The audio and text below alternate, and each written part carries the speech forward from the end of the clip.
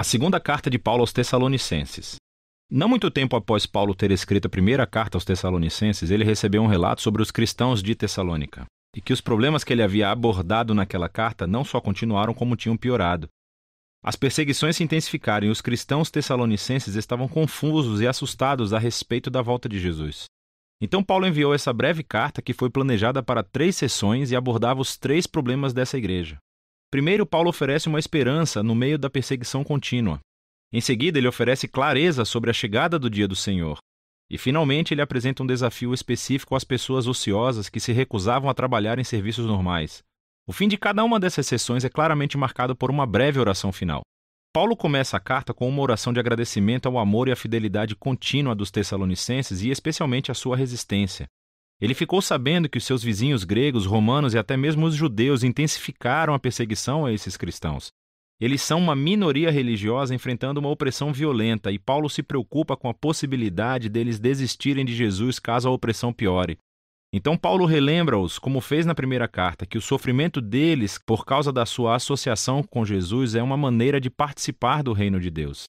Jesus se tornou rei através do seu sofrimento na cruz, e os seus seguidores mostrarão a sua vitória sobre o mundo imitando a paciência de Jesus e a sua resistência à não violência.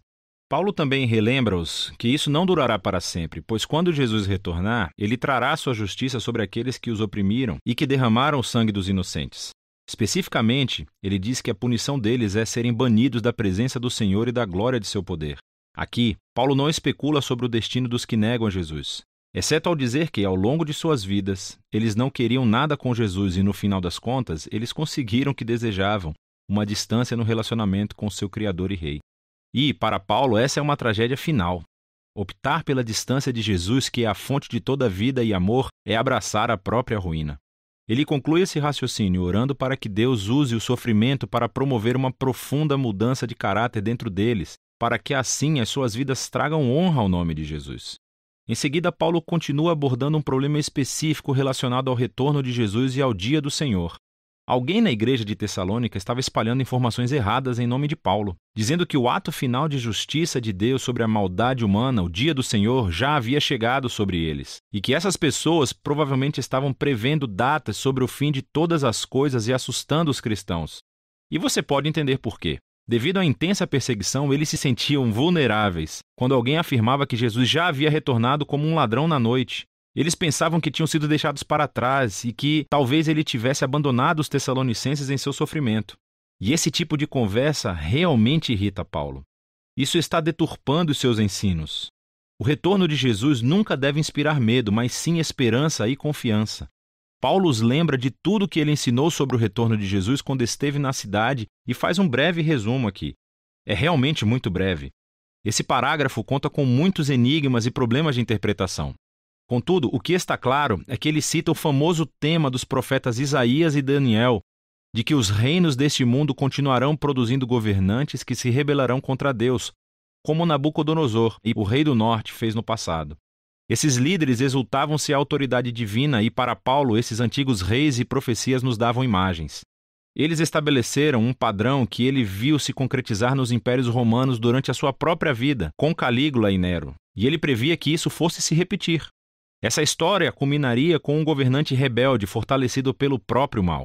Alguém que causará o caos e a violência no mundo de Deus, mas não para sempre. Ao retornar, Jesus enfrentará o rebelde e todos os que praticam o mal e libertará o seu povo. Portanto, o argumento de Paulo aqui foca em não alimentar a especulação apocalíptica de futuros leitores, mas sim consolar os tessalonicenses. Ele recorda os ensinos de Jesus em Marcos capítulo 13, que dizem que os eventos antecedentes ao retorno de Jesus serão muito públicos e óbvios. Sendo assim, eles não precisam temer ou se preocupar em serem deixados para trás, mas precisam permanecer fiéis até que Jesus venha salvá-los.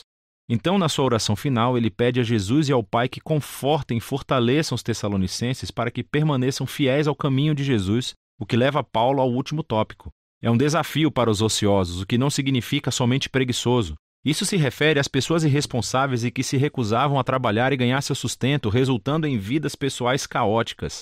Realmente, Paulo já havia abordado esse problema em sua primeira carta e parece que tinha piorado. Agora, nós não sabemos com certeza o motivo por que algumas dessas pessoas dessa igreja se recusavam a trabalhar.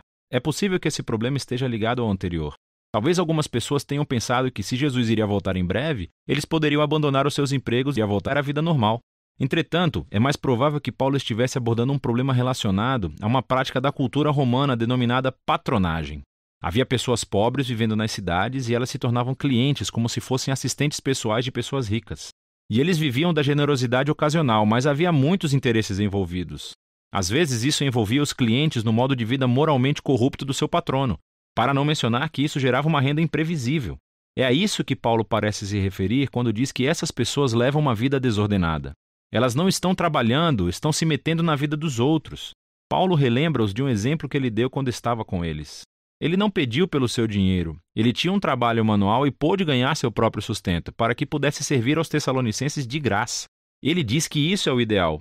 Um seguidor de Jesus deve seguir o exemplo do amor de entrega de Jesus através do trabalho duro. Dessa maneira, eles podem se sustentar e as suas vidas podem ser um benefício para as outras. E ele conclui com uma oração final. Que no meio de toda a confusão e sofrimento deles, Deus lhes conceda paz, através do Senhor Jesus, o Messias.